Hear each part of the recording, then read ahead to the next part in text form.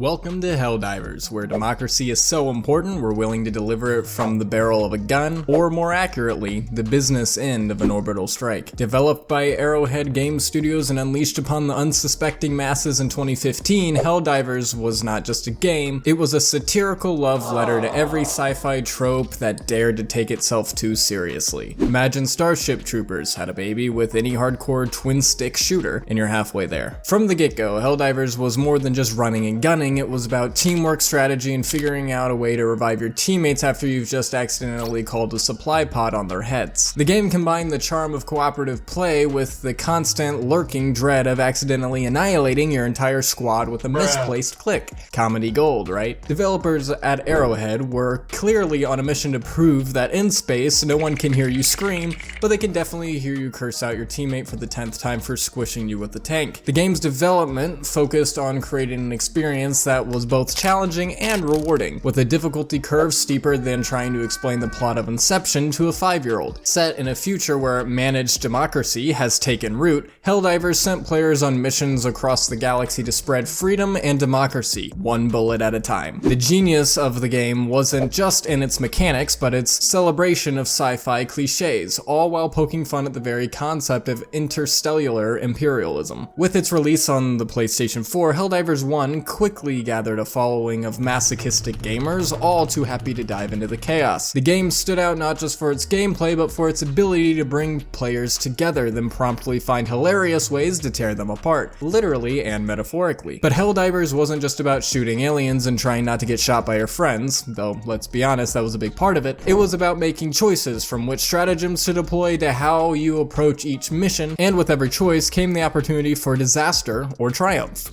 Often both, in quick succession. As we dive deeper into the Helldivers saga, remember, in this game, democracy isn't just a concept, it's a fully loaded weapon pointed at the enemy, with a safety that's all too easy to forget, until you're picking bits of your teammate out of your boot treads. In the grand tapestry of Helldivers, there exists a fine line between strategic genius and absolute chaos. This, dear viewers, is the art of elegant carnage, a ballet where dancers are just as likely to find their way into a laser beam as they are to gracefully execute a mission. Navigating the terrain of Helldivers is akin to walking through a museum where the exhibits can and will explode in your face. You thought modern art was abstract? Try interpreting the splatter patterns your teammate left on the wall after an ill-timed grenade toss. It's a masterpiece of mayhem, a symphony where every note is a scream, and the crescendos are usually someone accidentally calling down an orbital strike on the evacuation point. The game's arsenal is a smorgasbord of destruction, each weapon and stratagem more delightful and potentially team-killing than the last. Choosing your loadout was like picking your poison, literally. Will it be the rocket launcher that has a penchant for friendly fire, or the mech suit that turns walkaways into a no-go zone for your squishier comrades? Let's not forget the democratic process of deciding where to strike next. It's like a corporate meeting where everyone's input is valued, but instead of a PowerPoint presentation, you have guns and the agenda is always, how do we not die this time? Stratagem deployment is where the real artistry comes in. Picture this, you're surrounded, ammo running low, the objective is just in sight. Salvation lies in the perfect stratagem call down. With the precision of a drunk surgeon, you input the code, and promptly drop a supply crate on your own head. It's moments like these that elevate Helldivers from mere gaming to performance art. The enemies you face in Helldivers deserve their own gallery showing. From the bug hordes that redefine personal space to the cyborgs who've watched one too many Terminator movies. Each foe is a brushstroke in the grand painting of your demise. Pence in the dance of destruction, each with their own unique way of making your life a beautiful explosive hell. And then there's the environment. Oh, the environment. Whether it's the snow that makes every step a gamble or lava that's just waiting for you to take a wrong turn, the world of Helldivers is as much a participant in your downfall as your teammates. It's as if Mother Nature herself looked at the game and said, hold my beer. In the end, the art of elegant carnage in Helldivers teaches us a valuable lesson. Beauty can be found in the most unexpected places, like the aftermath of a poorly timed airstrike or the synchronized explosion of a team too stubborn to admit defeat. It's a reminder that sometimes the most memorable moments come not from flawless victory, but from spectacular, glorious failure.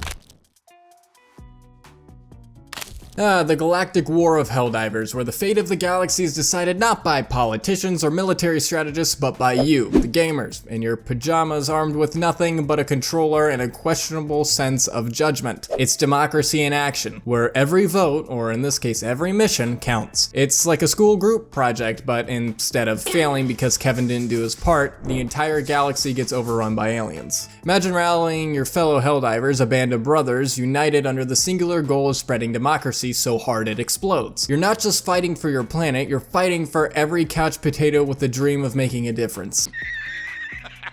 And make no mistake, coordinating with your team is as crucial as it is hilariously catastrophic. It's a symphony of chaos where every player's contribution is a note, and sometimes those notes sound like a cat walking across a piano. The Galactic campaign is a masterclass in collective effort. It's a testament to what we can achieve when we come together, or more accurately, what we can accidentally destroy. It's proof that sometimes too many cooks don't spoil the broth. They just turn it into an unrecognizable yet strangely victorious mush. Everyone's doing their part, yet no one's quite sure if it's going to work out until it does, or spectacularly doesn't. It's a gamble, like deciding that week-old pizza you found in the fridge. Sure, it might lead to glory, or it might lead to your very intimate relationship with your bathroom. The enemies you're up against, the bugs, cyborgs, and illuminates, aren't just a run-of-the-mill space baddies. No, they're like the universe's most aggressive door-to-door salesmen, and they're not leaving you until you buy what they're selling. Spoiler alert, it's death. Facing them requires more than just firepower, it requires a tactical finesse of a cat trying to outsmart a laser pointer.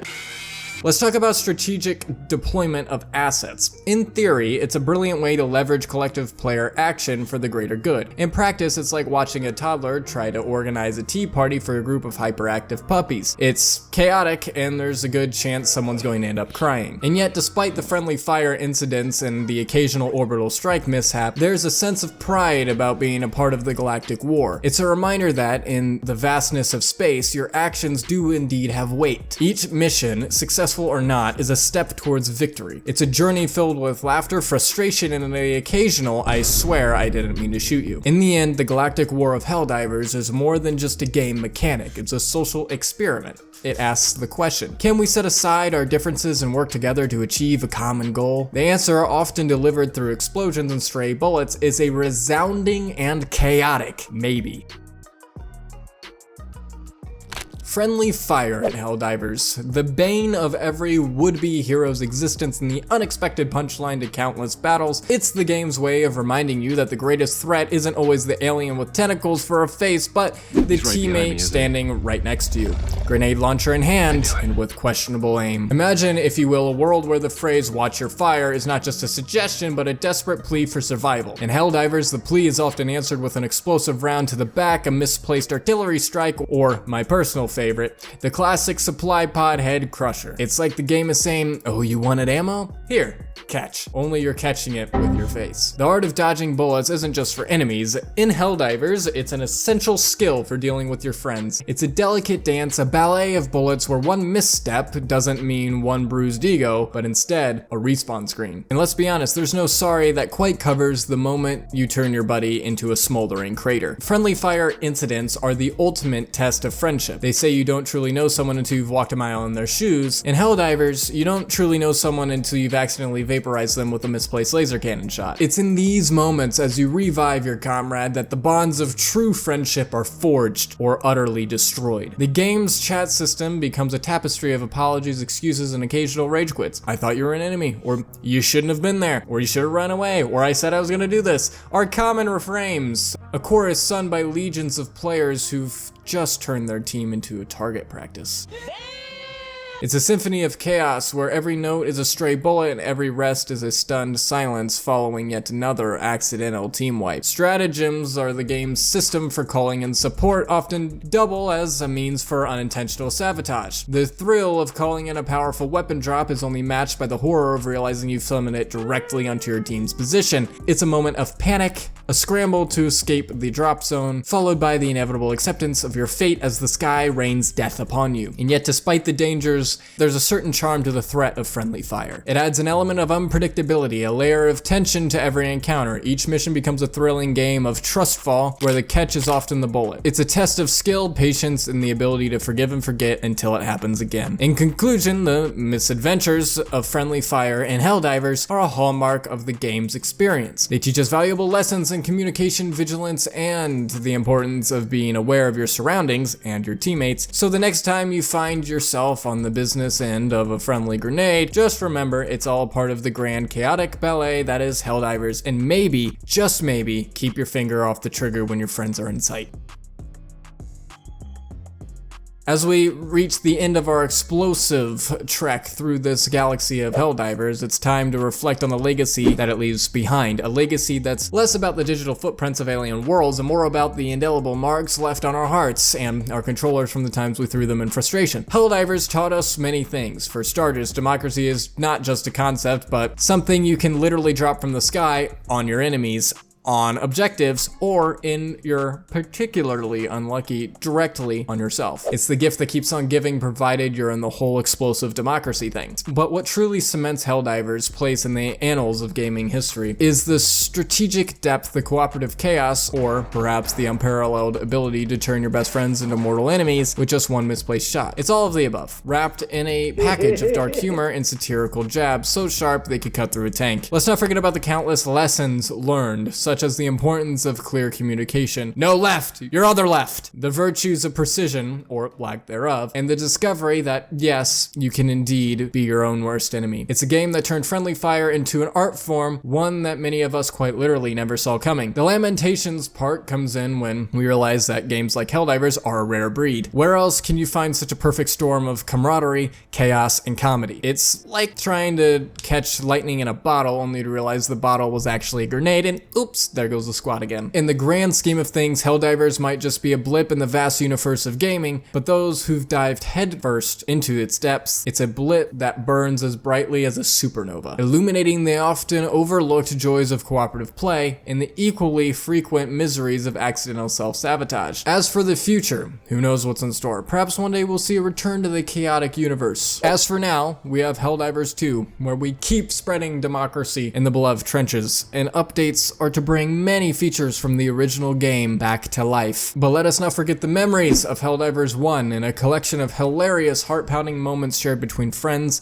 and friendly fire aficionados alike. In closing, Helldivers leaves behind a legacy of laughter, lessons, and a little bit of lunacy. It's a testament to the fact that in the right hands, a game can be much more than a sum of its parts. It can be a source of unforgettable stories, the kind that are best told with a twinkle in your eye and a controller mostly intact. Baby girl love my bop and unlike me too. No roof on my top and my babe see through. Hating on the pen, don't stop.